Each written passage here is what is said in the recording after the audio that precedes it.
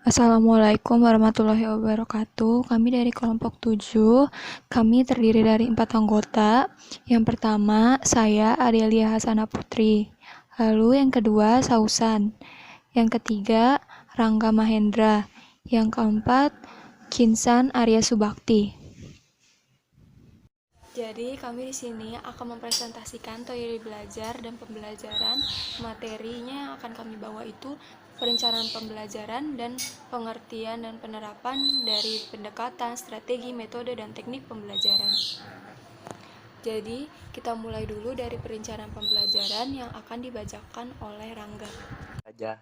Yang pertama, ada perencanaan pembelajaran yang memiliki arti proses pengambilan keputusan hasil berpikir secara rasional tentang sasaran dan tujuan pembelajaran tertentu, yaitu bisa dibilang perubahan tingkah laku serta rangkaian kegiatan yang harus dilakukan sebagai upaya pencapaian tujuan tersebut dengan memanfaatkan segala potensi dan sumber belajar yang ada.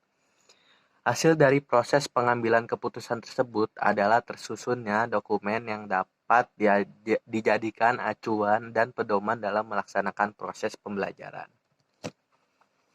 Selanjutnya, ada desain pembelajaran. Desain pembelajaran merupakan proses keseluruhan tentang kebutuhan dan tujuan belajar serta sistem penyampaiannya. Termasuk di dalamnya adalah pengembangan bahan dan kegiatan pembelajaran, uji coba dan penilaian bahan serta pelaksanaan kegiatan pembelajarannya. Desain pembelajaran terbagi dari 10 pendekatan. Terus kita akan membahas salah satu, yaitu desain pembelajaran MPI, atau bisa dipanjanginnya model pembelajaran instruksional. Desain Desain pembelajaran MPI ini baik digunakan untuk pendidikan formal di sekolah dasar maupun perguruan tinggi. MPI ini memiliki 3 tahap. Yang pertama, tahap mengidentifikasi. Itu terdiri dari 3 subtahap, yaitu yang pertama mengidentifikasi kebutuhan instruksional dan menulis tujuan instruksional umum. Yang kedua, ada melakukan analisis instruksional. Yang ketiga, mengidentifikasi perilaku dan karakteristik siswa. Terus tahapan kedua itu terdiri dari 4 subtahapan. Yang pertama, menulis tujuan instruksional. Yang kedua, menulis tes acuan patokan. Yang ketiga, menyusun strategi instruksional. Yang keempat, mengembangkan bahan instruksional. Terus tahapan yang terakhir yaitu pengevaluasi atau merevisi. Itu terdiri atas cuma satu, mendesain dan melaksanakan evaluasi formatif yang termasuk di dalamnya kegiatan merevisi. Selanjutnya ada penulisan rencana program pembelajaran atau RPP hasil desain instruksional. Perencanaan pembelajaran meliputi penyusunan rencana pelaksanaan pembelajaran dan penyiapan media dan sumber belajar, perangkat, penilaian pembelajaran dan skenario pembelajaran, penyusunan silabus dan rencana pelaksanaan pembelajaran atau RPP disesuaikan pendekatan belajar yang digunakan. Penyusunan RPP yang terlalu banyak komponen seringkali menjadikan beban bagi guru. Komponen RPP. 1. Identitas mata pelajaran. Identitas mata pelajaran meliputi satuan pendidikan, kelas, semester, program atau program keahlian, mata pelajaran atau tema materi pelajaran yang dibahas dalam jumlah pertemuan. Yang kedua ada standar kompetensi. Standar kompetensi merupakan kualifikasi atau kemampuan minimal peserta didik dalam menguasai pengetahuan, sikap, dan keterampilan yang diharapkan pada setiap kelas atau semester pada suatu mata pelajaran. Yang ketiga, kompetensi dasar. Kompetensi dasar adalah sejumlah kemampuan yang harus dikuasai peserta didik dalam mata pelajaran tertentu sebagai rujukan penyusunan indikator kompetensi dalam suatu pelajaran. Yang keempat, indikator pencapaian kompetensi. Indikator pencapaian kompetensi adalah perilaku yang dapat diukur atau diobservasi untuk menunjukkan ketercapaian kompetensi dasar tertentu yang menjadi acuan penilaian mata pelajaran. Yang kelima ada tujuan pembelajaran. Tujuan pembelajaran menggambarkan proses dan hasil belajar yang diharapkan oleh peserta didik sesuai dengan kompetensi dasar. Yang keenam, materi pembelajaran. Materi pembelajaran memuat fakta, konsep, prinsip, prosedur yang relevan dan ditulis dalam bentuk butir-butir uraian dengan rumusan indikator pencapaian kompetensi. Yang ketujuh, alokasi waktu. Alokasi waktu ditentukan sesuai dengan keperluan untuk pencapaian KD dalam pembelajaran. Yang kedelapan, metode pembelajaran. Metode pembelajaran yang digunakan guru hendaknya dapat menciptakan suasana belajar dan proses pembelajaran yang kondusif agar peserta didik mencapai kompetensi dasar atau seperangkat indikator yang telah ditetapkan. Kegiatan pembelajaran. Di dalamnya ada pendahuluan, merupakan kegiatan awal dalam suatu pertemuan pembelajaran yang ditunjukkan untuk membangkitkan motivasi dan memfokuskan perhatian peserta didik untuk berpartisipasi aktif dalam proses pembelajaran. Selanjutnya ada inti kegiatan, merupakan proses pembelajaran untuk mencapai KD dilakukan secara interaktif, inspiratif, menyenangkan, menantang, memotivasi peserta didik untuk berpartisipasi aktif dan memberikan ruang yang cukup bagi prakarsa kreativitas dan kemandirian sesuai dengan bakat, minat, dan perkembangan fisik secara psikologis peserta didik.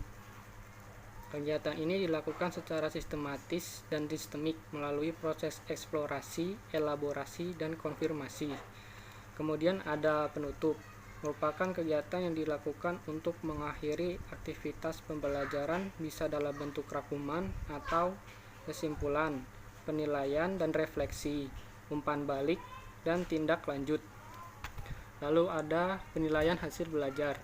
Prosedur dan instrumen penilaian proses dan hasil belajar disesuaikan dengan indikator pencapaian kompetensi dan mengacu pada standar penilaian. Terakhir ada sumber belajar. Nah, di dalam sumber belajar sendiri ada penentuan yang didasarkan pada standar kompetensi dan kompetensi dasar, serta materi pembelajaran, kegiatan pembelajaran, dan indikator pencapaian kompetensi.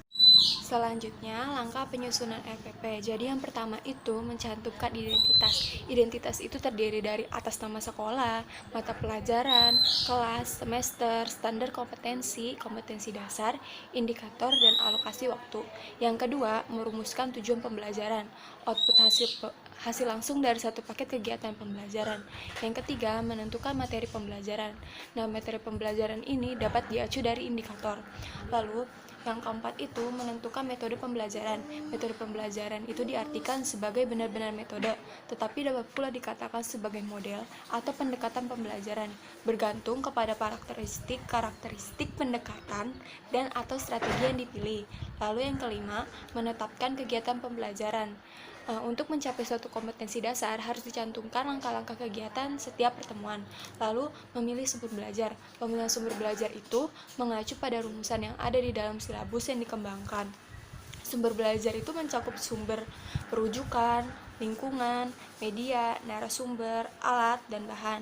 Nah, yang ketujuh, menentukan penilaian. Penilaian itu dijabarkan atas penilaian, bentuk instrumen, dan teknik instrumen yang dipakai. Lalu, selanjutnya adalah pengertian dan penerapan dari pendekatan strategi, metode, dan teknik. Pertama, saya mau ngebahas tentang pengertian pendekatan pembelajaran. Apa sih pendekatan pembelajaran itu? Yang pertama itu merupakan titik tolak atau sudut pandang kita terhadap suatu proses pembelajaran yang merujuk pada pandangan tentang terjadinya suatu proses yang sifatnya masih sangat umum. Di dalamnya itu mewadahi, menginspirasi, menguatkan, dan melatari dari metode pembelajaran dengan cangkupan teoritis tertentu.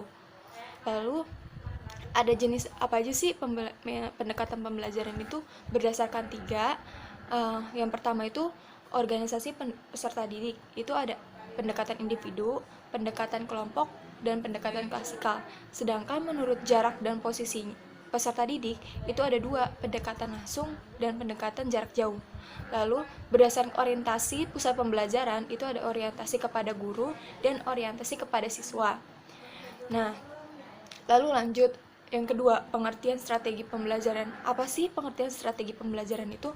Jadi, strategi pembelajaran merupakan suatu perencanaan yang berisi rangkaian kegiatan yang didesain untuk mencapai tujuan pendidikan tertentu. Jadi, intinya si strategi ini ada dua, rancangan tindakan sama mencapai tujuannya itu apa gitu.